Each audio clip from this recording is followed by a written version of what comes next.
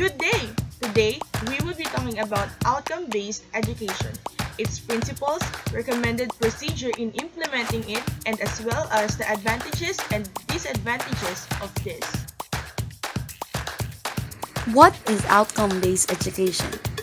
Outcome-based education is a model of education that rejects the traditional focus on what a school provides to students in favor of making the students demonstrate that they know and are able to do whatever the required outcomes are.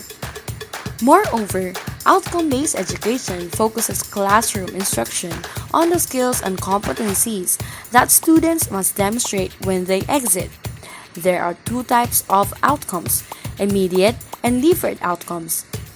Immediate outcomes are competencies or skills acquired upon completion of a subject, a grade level, a segment of the program, or the program itself.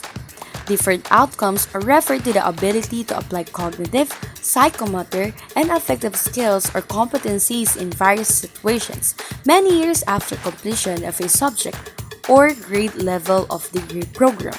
In short, outcome-based education formulates content around activities that leads to specific outcomes. It directly leads to increasing the proficiency of a particular skill, knowledge, or behavior of the student. Principles of Outcome-Based Education by William Spady. 1. Student-centered.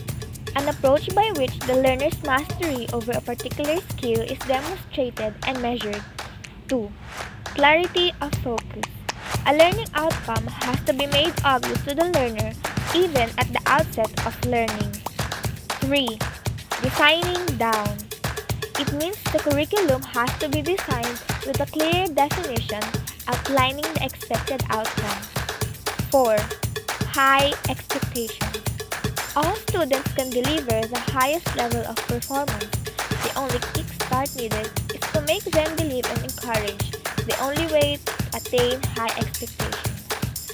5. Expanded opportunities. It means giving countless chances and ways to show the students that they have met with their objectives. To implement outcome-based education on the subject or course level, the procedure is recommended. First, identification of the educational objectives of the subject or course.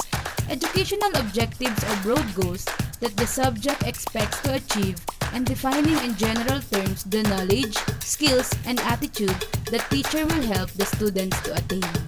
Second is the listing of learning outcomes specifies for each subject or course objectives. Since the subject objectives are broadly stated, they do not provide detailed guide to be teachable and measurable. A good source of learning outcome statements is the Taxonomy of Educational Objectives by Benjamin Bloom, which includes cognitive, psychomotor, and affective. The third and the last, drafting outcomes assessment procedure. This procedure will enable the teacher to determine the degree to which the students are attaining the desired learning outcomes. Advantages and disadvantages of outcome-based education. Advantages. Number 1, relevance. Outcome-based education promotes fitness for practice and education for capability. Number 2, flexibility. Outcome-based education does not specify educational strategies or teaching methods. Disadvantages. Number 1, imposition of constraints. Education should be open-ended, taking the child where he or she was able to develop. Number 2, inclusion of and emphasis on attitudes and values was inappropriate.